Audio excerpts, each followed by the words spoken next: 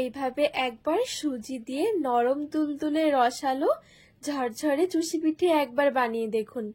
এই ভাজা চুষি পিঠেগুলো খেতে এত ভালো লাগে যে না বানিয়ে খেলে বুঝতেই পারবেন না। দুধে ভেজানো চুষি পিঠে তো অনেক খেয়েছেন, তবে এইভাবে ঝটপট একবার বানিয়ে দেখুন, কথা দিচ্ছি খেয়ে মন খুশি হয়ে যাবে। নমস্কার বন্ধুরা, প্রতিদিনের মতো আরো একটা দারুণ রেসিপি নিয়ে হাজির হয়ে গেছি। আজকে বানিয়ে দেখাবো সুজির ভাজা চুষি পিঠে।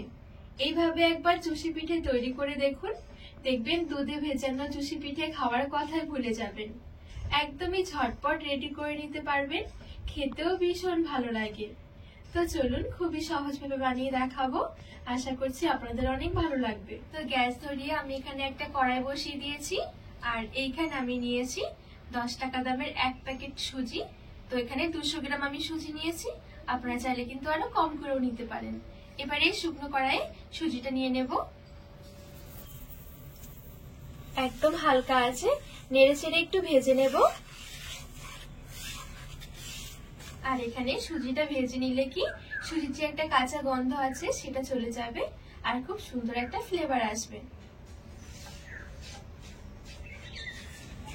তো খুব সুন্দরভাবে সুজিটা আমি এখানে ভেজে নিয়েছি, একদম হালকা আছে। আর এখানে আমি এই বাটি মেপে ঠিক 1 বাটি মতো নিয়েছিলাম সুজি। ঠিক 1 বাটি সুজির জন্য আমি দিয়ে দেব 2 বাটি লিকুইড দুধ। দুধের পরিবর্তে চাইলে জলটাও দিতে পারেন, তবে দুধটা দিলে টেস্টটা ভালো আসবে।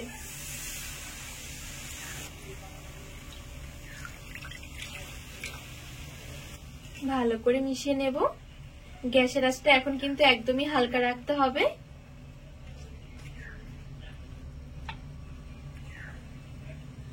গ্যাসের আঁচটা একদম হালকা রেখে নেড়ে চেড়ে মিশিয়ে নেব। আর এখানে একটা ডোয়ের মতন বানিয়ে নেব।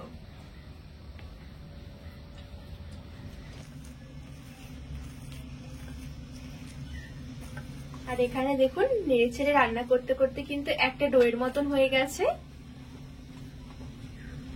উপর থেকে দিয়ে দেব 1 টেবিল চামচ ঘি। ভালো করে মিশিয়ে নেব।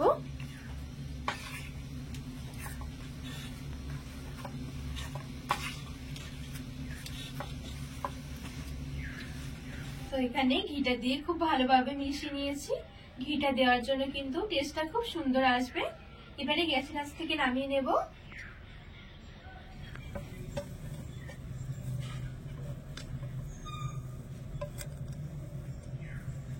আর একদম হালকা করে একটু ঠান্ডা করে নেব, যাতে করে হাত দিয়ে ধরে মাখা যায়। তো এখানে আমি হালকা করে একটু ঠান্ডা করে নিয়েছি, খুব বেশি ঠান্ডা নয়, যাতে করে হাত দিয়ে ধরা যায়। ঠিক হালকা কুসুম গরম থাকতে থাকতে কিন্তু একটু ডোটা মেখে নিতে হবে। এবারে হাত দিয়ে ভালো করে মেখে নেব।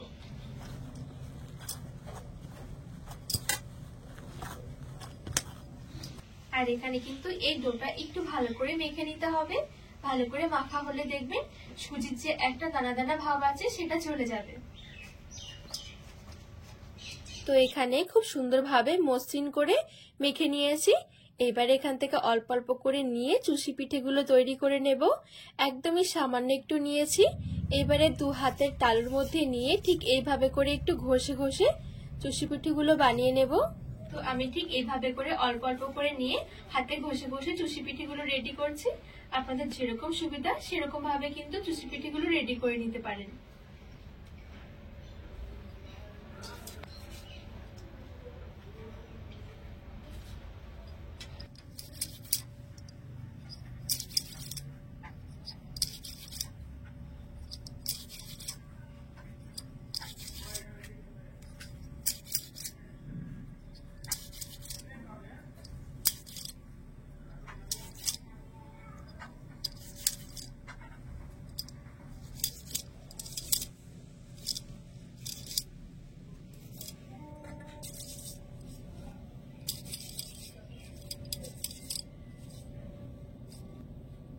তো এই দেখুন এখানে আমি সবগুলো চুষি পিঠে খুব সুন্দরভাবে রেডি করে নিয়েছি। এই দেখুন। এবারে কড়াইয়ে কিছুটা তেল আমি একটু গরম করে নেব। তো তেলটা খুব ভালোভাবে গরম করে নিয়েছি। এটা ঠিকঠাক ভাবে গরম হয়েছে নাকি বোঝার জন্য দেখুন আমি একটা চুষি পিঠে দিয়ে দিয়েছি। সঙ্গে সঙ্গে কিন্তু উপরে ভেসে উঠেছে, তার মানে তেলটা খুব সুন্দরভাবে গরম হয়ে গেছে। এবারে তৈরি করে রেখেছি চুষি পিঠেগুলো কিছুটা মতন ছেড়ে দেব।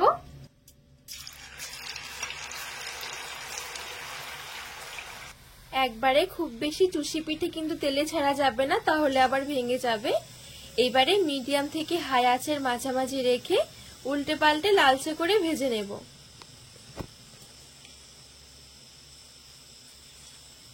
তো এই দেখুন এখানে খুব সুন্দরভাবে লালচে করে ভেজে নিয়েছি। এবারে তেল ঝরিয়ে তুলে নেব। তো বাদবাকি চুষি পিঠেগুলো একইভাবে ভেজে নেব।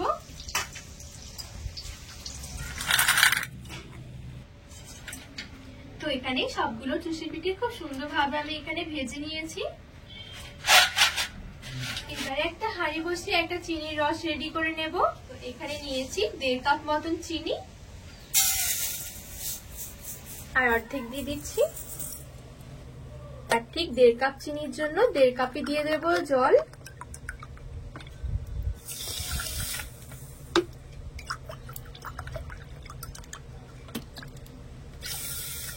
চারটে মতন এলাচ দিয়ে দিচ্ছি, খুব সুন্দর একটা ফ্লেভার আসবে।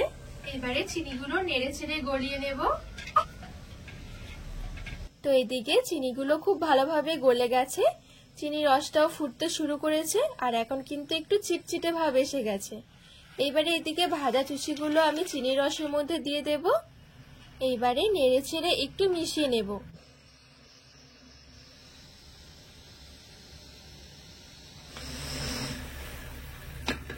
তো ঘড়ি ধরে পুরো আমি 3 থেকে 4 মিনিটের মতন একটু জাল দিয়ে নিয়েছি মিডিয়াম আছে, আর এখন দেখুন ঠিক এরকম আছে।